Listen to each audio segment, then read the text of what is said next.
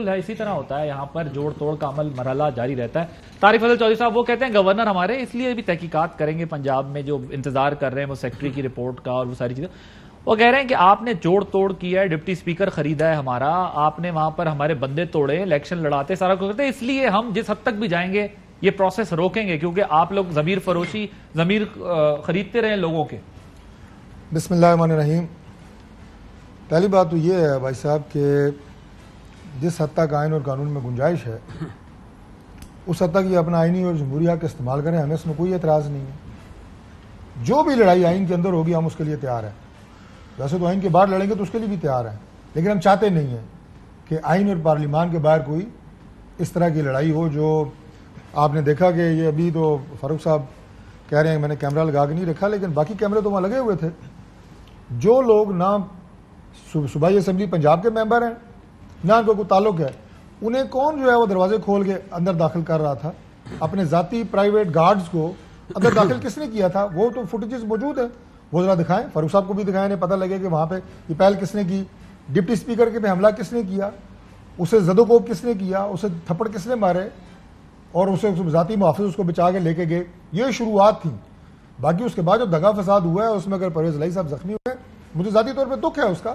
یہ نہیں ہونا چاہیے. دیکھیں یہ کون سی روایات ہیں, آج وقت کہاں چلا گیا ہے. آپ جو باتیں کر رہے ہیں کہ اس سے پہلے چیزیں ہوتی رہی ہیں, یا یہ آپ کی ماضی وہ غلطیاں ہیں جنہیں ہمیں سبق حاصل کرنا چاہیے, آج ان کو دہرانا نہیں چاہیے, اور آئندہ اپنے جو ہماری آئندہ آنے والی نسلیں ہیں ان کے لیے ایگزامپل سیٹ کرنی چاہیے کہ یہ پارلیمانی تاریخ کے سیاہ باب تھے, اب یہ نہیں ہوتا. لیکن ایسا ہو نہیں رہا, لیکن دہرائے گئے, آج بھی نہیں ہو رہا, بدترین دہرائے گئے, لیکن دونوں طرف سے نہیں ہو رہا. ایک طرف اگر وہ مار دھاڑ, اگر ایک طرف وہ زور زبردستی کر رہے ہیں تو دوسری طرف یہ جو 26 لوگ گئے ہیں یہ کس قانون اور آئین کے تحت؟ انہوں نے تو کسی اور پولیٹیکل پارٹی سے الیکشن لڑا ہے اور وہ استعفے دے کے بھی جا سکتے تھے, وہ پھر اس طرح کیوں گئے؟ دیکھیں بات یہ ہے, پہلی چیز تو یہ ہے کہ جب بھی کوئی دوسری جماعت کے لوگ پارلیمان کے اندر, جیسے ان کی ووٹ آف نو کانفیڈنس ہوا چیئرمین سینٹ صادق سنجرانی صاحب کے خلاف, ہمارے 14 سینیٹرز ہماری جماعتوں کے انہوں نے ان کو ووٹ دیا, اس پہ پاکستان تحریک انصاف کا تبصرہ کیا تھا آپ کو یاد ہے؟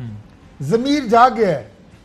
یہ نہیں کہا کہ یہ بے ضمیر ہے, ان کا ضمیر جاگ گیا ہے. نہیں, فاروق حبیب صاحب ہمارے دوست ہیں, اسٹوڈیو میں بیٹھ کے جب بل پاس ہوتے تھے سینٹ کے اندر چیزیں ہوتی تھی تو یہ ہنستے ہوئے کہتے تھے مزہ آیا, مزہ آیا, ضمیر جاگ گیا. میں یہ تو آج پوچھیں نا آپ کو مزہ آیا؟ پھر میں نے آج ضمیر نہیں جاگے. آپ کے آنے سے پہلے یہی بحث ہو رہی تھی کہ یہ پہلی بار نہیں ہوا کہ آپ لوگوں نے بندے توڑے ہیں, یہ پہلی بار نہیں ہوا کہ لوگ زور زبردستی شامل ہوئے, یہ سب چلتا ہے, لیکن اس کا مطلب ہمارے سیاستدانوں نے کوئی سبق نہیں سیکھنا. میری صرف ان کو گزارش یہ ہے, ہم نے سبق کوئی نہیں سیکھنا. فاروق حبیب ہمارا چھوٹا بھائی ہے, گزارش میری صرف یہ ہے پاکستان تحریک انصاف کو کہ اسے آپ اسلام اور کفر کی جنگ نہ بنائیں کہ آپ جو ہیں وہ رائے راست پہ ہیں, آپ مومنین ہیں, اور باقی سارے کے سارے جو ہیں وہ دین سے دور ہیں. سب سیاست ہو رہی ہے, سب مل کے سیاست کر رہے ہیں, جم کی سیاست کر رہے ہیں, اپنے نیریٹو کی لڑائی لڑ رہے ہیں, جس کا کامیاب ہوگا وہ اسی دائرے کے اندر رکھیں. سر مجھے یہ بتائیں, جو سیاسی دائرہ ہو, جو آئینی دائرہ ہو, کابینہ کیوں نہیں بن پا رہی, کمپلیٹ کیوں نہیں ہو پا رہی؟ دیکھیں آپ کو پتہ ہے اس کا بڑا سیدھا سا جواب ہے کہ ہم کوئی اکیلے تو حکومت میں ہیں نہیں, ہمارے ساتھ 10 اور سیاسی جماعتیں حکومت میں ہیں, اور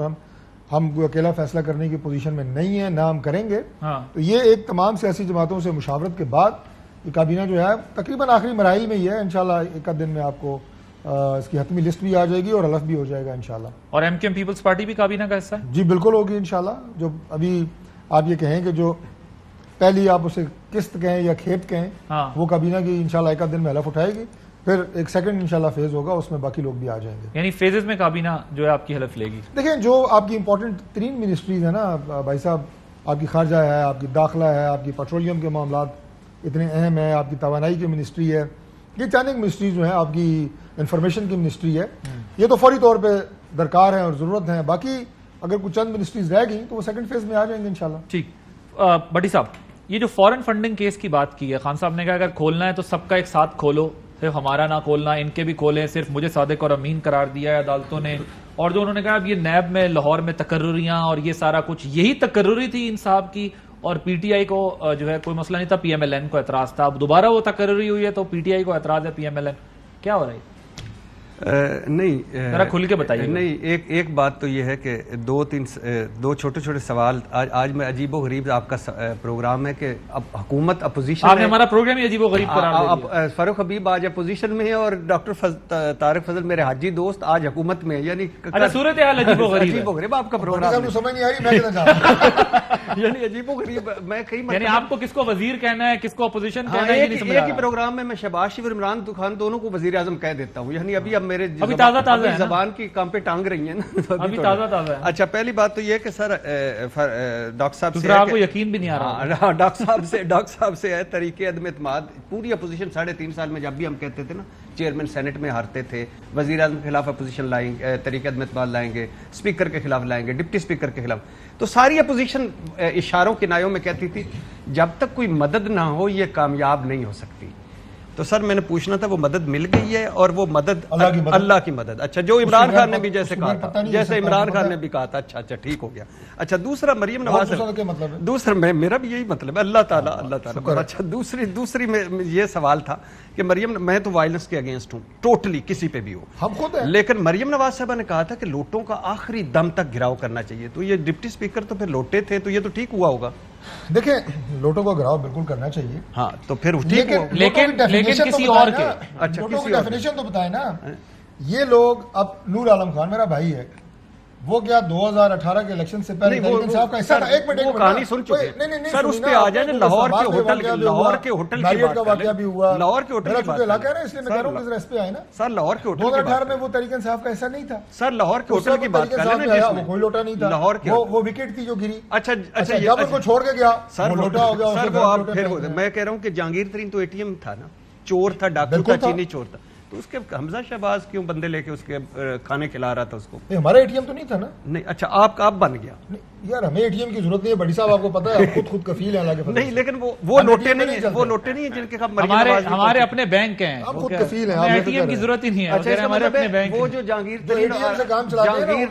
2006 میں میرے محبوب قائد نواز شریف صاحب نے کہا تھا میں لوٹوں سے میری پناہ مانگتا ہوں.